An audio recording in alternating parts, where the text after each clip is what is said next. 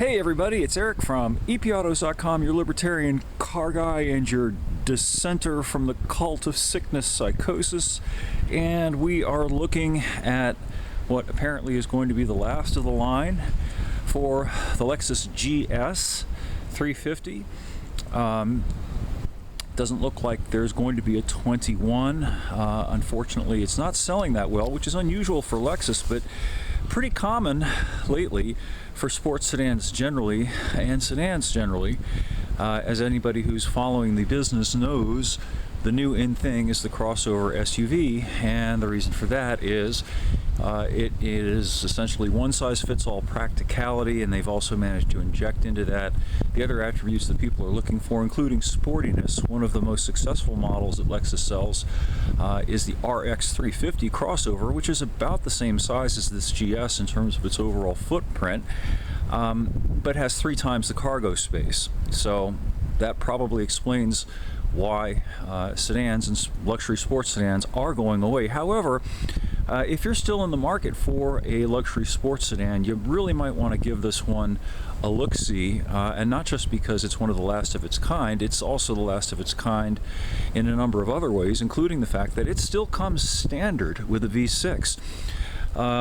Most of the other vehicles in this class, including the BMW 5 Series and the Mercedes E sedan, now come standard with tiny little 2-liter 4-cylinder engines, which is really something when you stop to think about the fact that these are $50,000 plus cars, and they come with 4-cylinder engines. 4-cylinder engines, not that there's anything wrong with them, used to be considered economy car engines, you know, family grocery getter kinds of engines. And when you paid $50,000 for a car, you kind of wanted to get something a little more substantial. Well, Toyota gives you it. You get a 3.5 liter V6 in this thing, and it's not just a bigger engine, it's a considerably stronger engine too.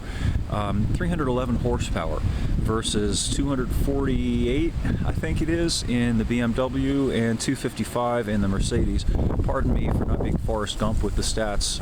Those are close, but they may not be exact. At any rate, the point is that Lexus gives you that wonderful V6 standard, and for several $1,000s less than the 4-cylinder engines in the BMW 5 and the Mercedes E. One of the few other cars that's kind of sorta in this class is the Infiniti Q50, though it is a smaller car, comes with a smaller V6, a bit less powerful, but it's something you might want to look at if you don't mind a very tight trunk and a very tight back seat, which, by the way, is another attribute in favor of this Lexus. It has a comparatively big trunk for a sedan, more than 18 cubic feet. To put that in some context, the approximately same-sized Mercedes E sedan only has about a 13 cubic foot trunk. So there are a lot of things to like about this Lexus, and I'm going to be sad to see it go away.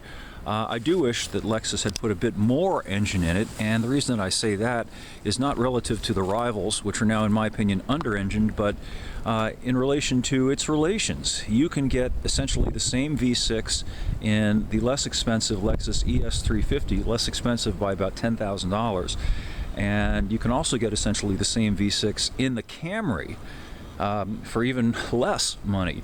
So I think it probably would have been a good idea for Lexus to bump up the output, in particular in the F-Sport version of this thing. The F-Sport package gets you an adaptive suspension, it gets you a 19-inch summer wheel and tire package, and a number of other sporty upgrades. However, the engine remains pretty much the same. If they had amped it up by 20 or 30 horsepower, I think it would have made a stronger case, though the bottom line just seems to be that the market has shifted away from these sedans, unfortunately, and I'm going to miss them because they have more personality, both in terms of the visuals and in terms of the experience, than the crossovers, but this is what the market seems to want. So I'll have more up on the site, www.epautos.com, the web's best libertarian gearhead site. And also, I should have another little rant about the sickness cult and its origins as well.